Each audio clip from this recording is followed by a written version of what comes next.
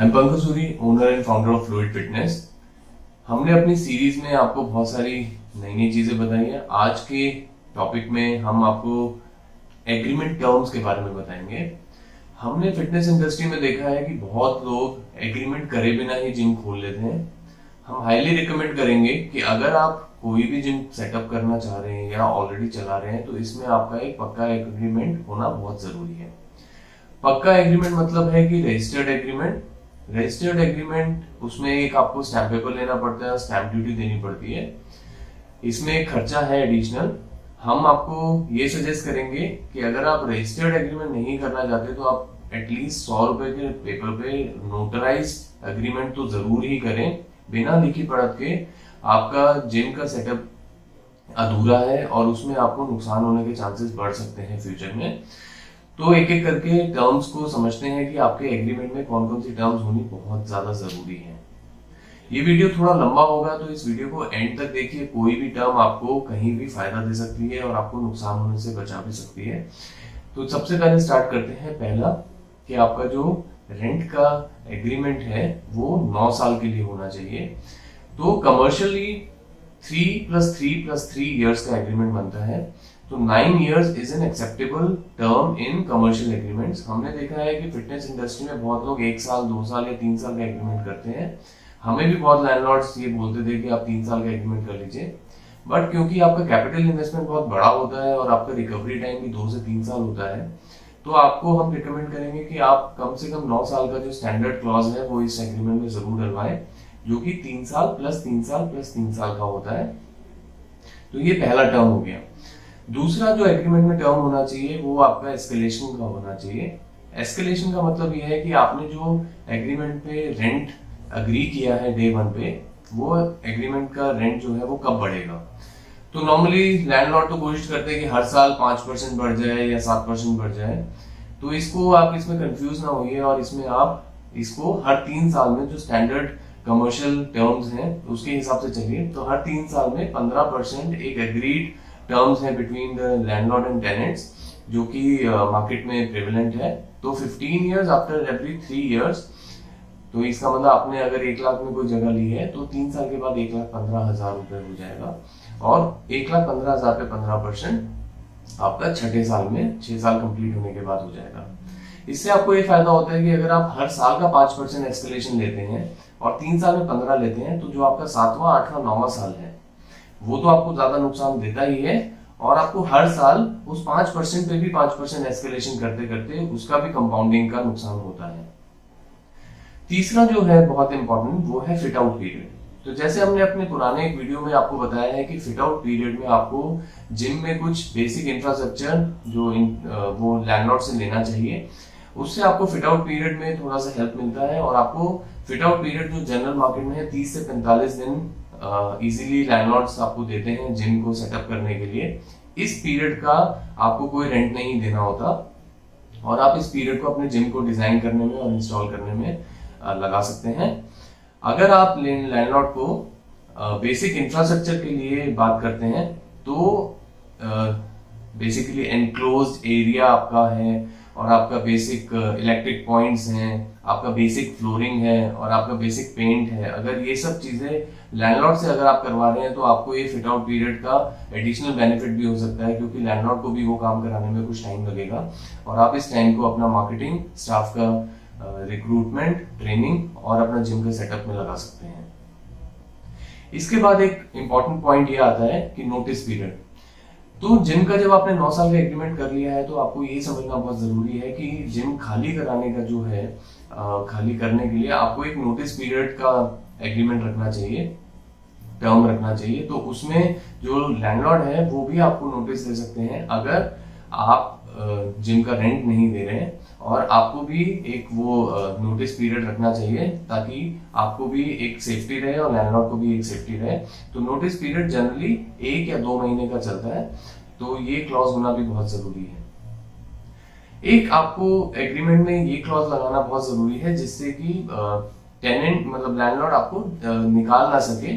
तो निकालने के जो रीजंस फॉर वेकेशन है वो एक क्लॉज बहुत जरूरी है, क्योंकि आपका जिम का एक अच्छा सेटअप है और उसमें आपका एक कैपिटल इन्वेस्टमेंट अच्छा पैसा लगा हुआ है।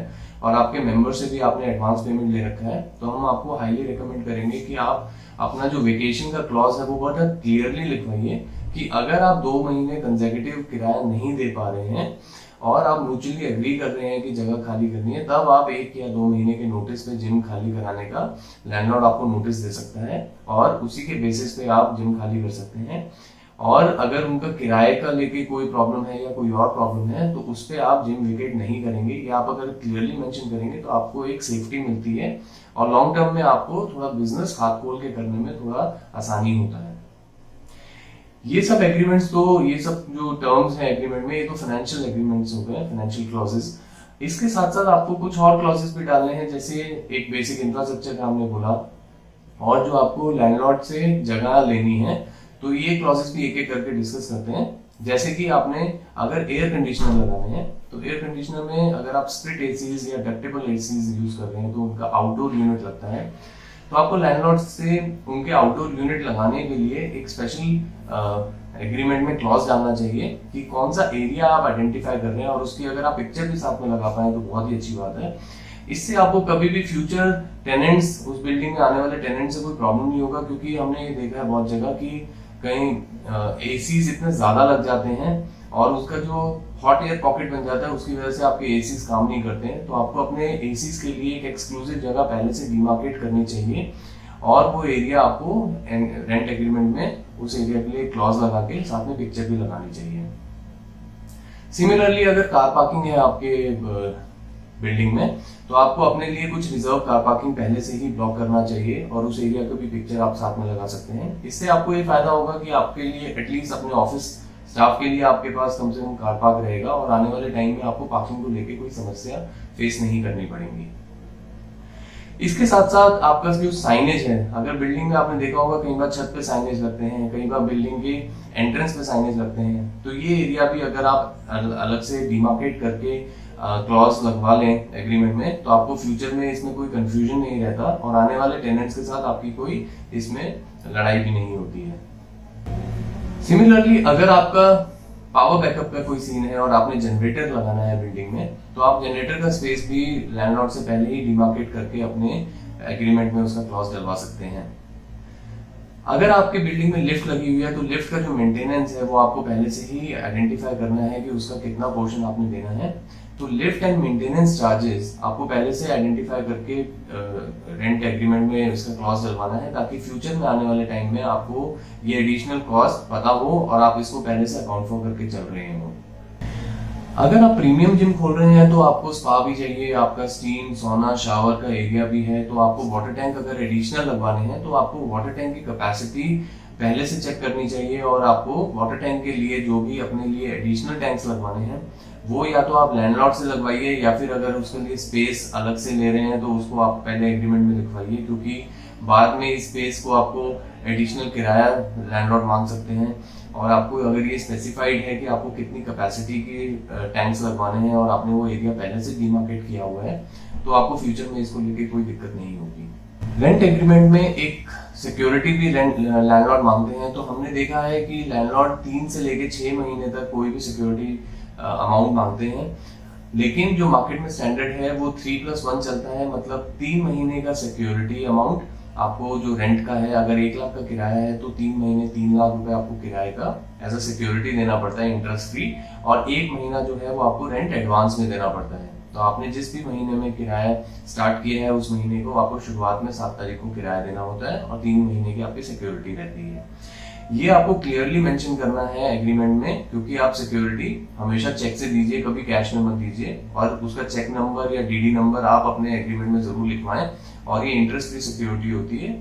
और सिक्योरिटी का जो रिफंड अमाउंट है वो आप क्लियरली लिखवाएं कि जिस मोड से आप दे रहे हैं उसी मोड से आप वापस देंगे, और सिक्योरिटी से कुछ भी डिडक्ट नहीं होगा।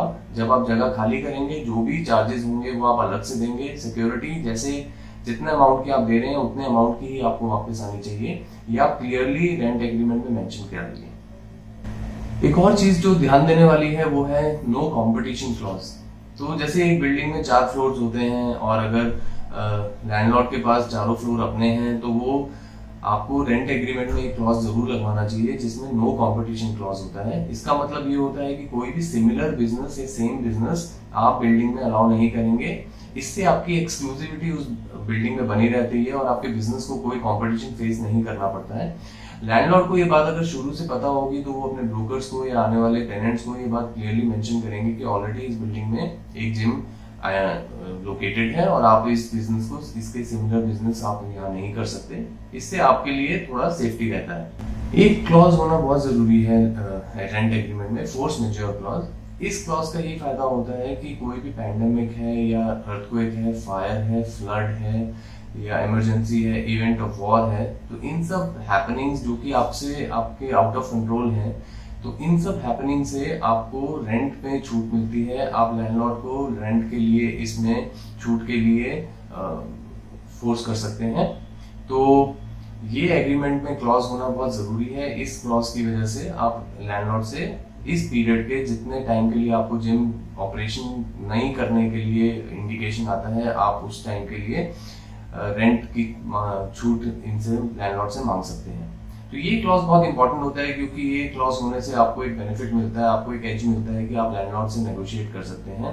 और लैंडलॉर्ड को ये बात पहले से क्लियर होती है कि क्योंकि ये रेंट एग्रीमेंट में एक क्लॉज है तो वो आपसे इस पीरियड के लिए रेंट के लिए डिमांड नहीं कर सकते। एक क्लॉज है जो कि बहुत इंपॉर्टेंट है, जो कि टैक्सेस से रिलेटेड है। तो आपको रेंट एग्रीमेंट में एक क्लॉज लगवाना चाहिए जिसमें कि बिल्डिंग को लेके कोई भी टैक्सेस हैं, जैसे कि प्रॉपर्टी टैक्स है, हाउस टैक्स है या एमसीडी टैक्स है या आपके एरिया का कोई भी म्युनिसिपल कॉर्पोरेशन का टैक्स है, वो सारे जो टैक्सेस हैं वो लैंडलॉर्ड के किटी में जाते हैं, वो लैंडलॉर्ड को बेयर करने होते हैं।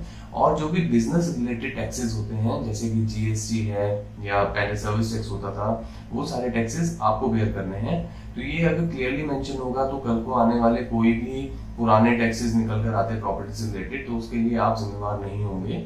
और ये बात लैंडलॉर्ड को आप क्लियरली रेंट एग्रीमेंट में मेंशन करके बता सकते हैं।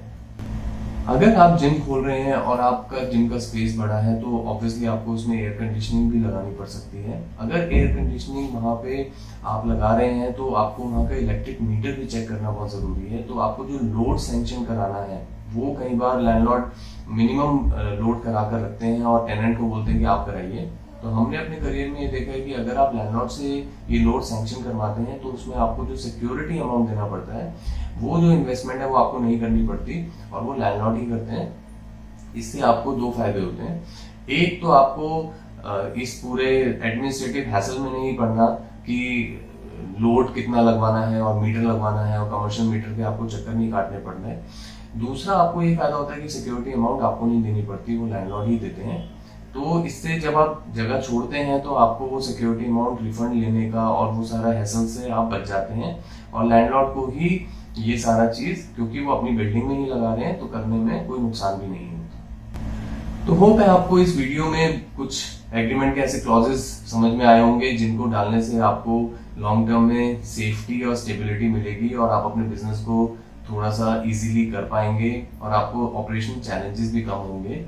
तो अगर आप ये सारे क्लॉजेस अपने एग्रीमेंट में डला के अगर अपना एग्रीमेंट रजिस्टर्ड करा लें तो बहुत ज़्यादा सेफ रहेंगे और लॉन्ग टर्म में आपको ये सारी चीज़ों से दिक्कत आने के चांसेस एकदम मिनिमम हो जाएंगे और आप जो अपना बिजनेस है एक स्टेबिलिटी की तरह से ही चला पाएंगे।